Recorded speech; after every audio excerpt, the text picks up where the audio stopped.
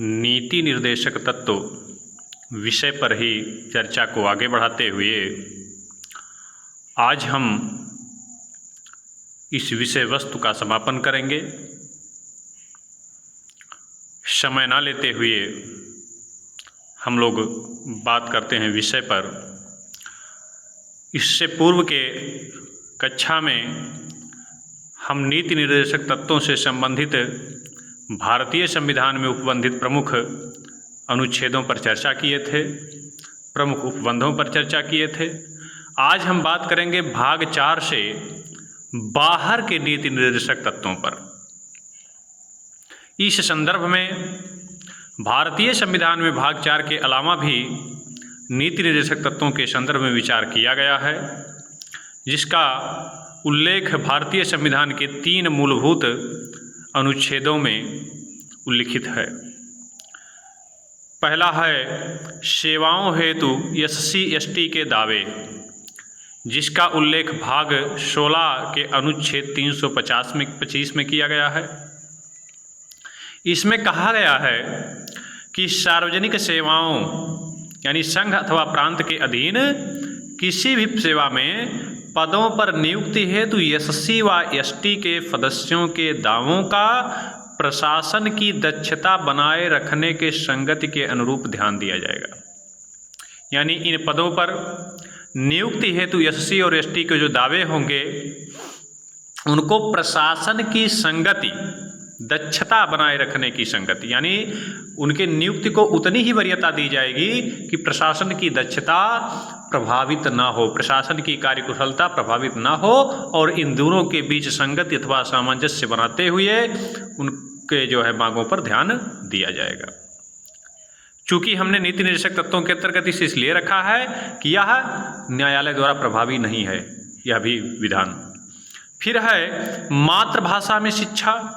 यह भाग 17 के अनुच्छेद 350 में उल्लिखित है, जिसमें कहा गया है कि प्रत्येक राज्य व राज्य के भीतर प्रत्येक स्थानीय प्राधिकारी भाषाई अल्पसंख्यक वर्गों के बालकों हेतु प्राथमिक स्तर पर मातृभाषा में शिक्षा के सुविधाओं के विकास का प्रयास करेगा। यानी वह भाषाई अल्पसंख्यक वर्ग के बालक जो कि प्राथमिक स्तर पर शिक्षा ग्रहण करना चाहते हैं, उनके लिए राज्य के संबंधित प्राधिकारी मातृभाषा में शिक्षा उपलब्ध कराने का प्रयत्न करेंगे।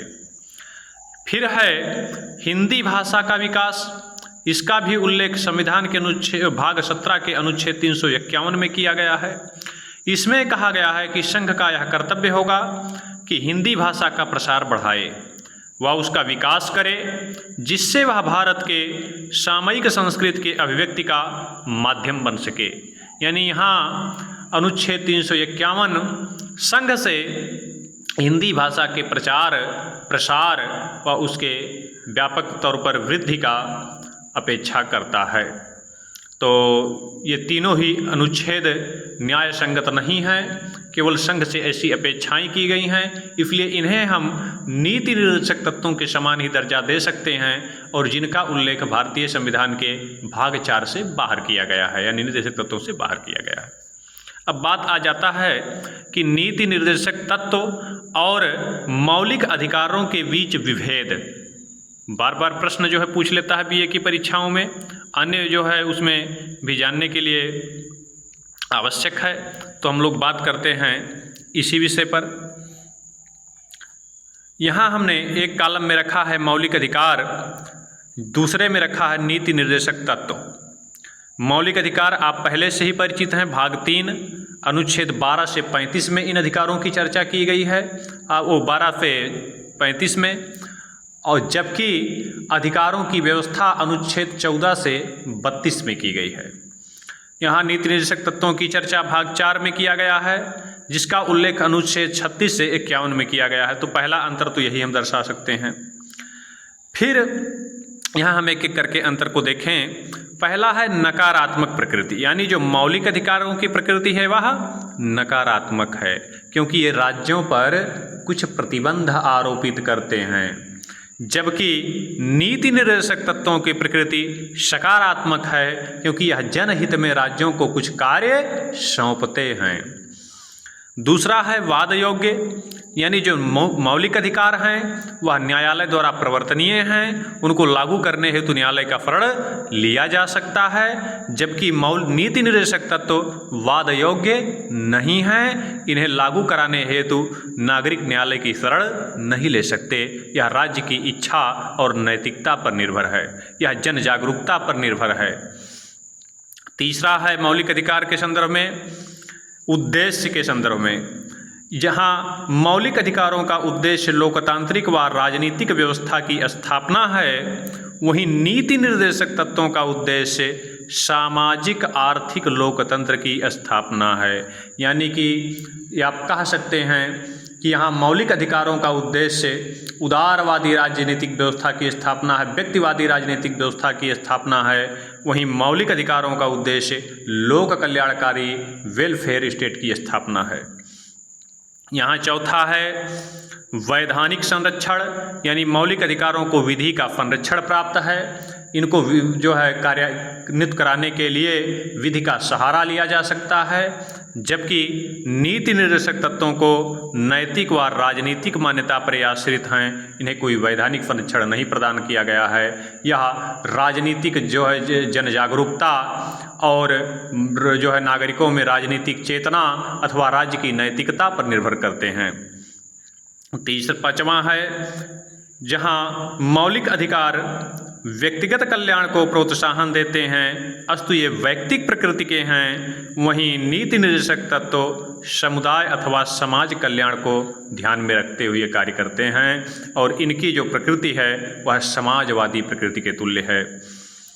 छठा है मौलिक अधिकार स्वतः लागू हो जाते हैं, इन्हें लागू करने हेतु विधान के निर्माण की आवश्यकता नहीं होती है, जबकि नीति निर्देशक तत्वों को लागू कराने हेतु राज्य द्वारा विधि निर्माण की आवश्यकता होती है। जब तक राज्य कानून निर्माण करके इन्हें लागू ना कराए तब तक जो है ये लागू नहीं होते, ये प्रवर्तनीय नहीं होते। सातवां है राज्य द्वारा अनुल्लंघनीय, यानी कि मौलिक अधिकारों का उल्लंघन राज्य द्वारा नहीं किया जा सकता है।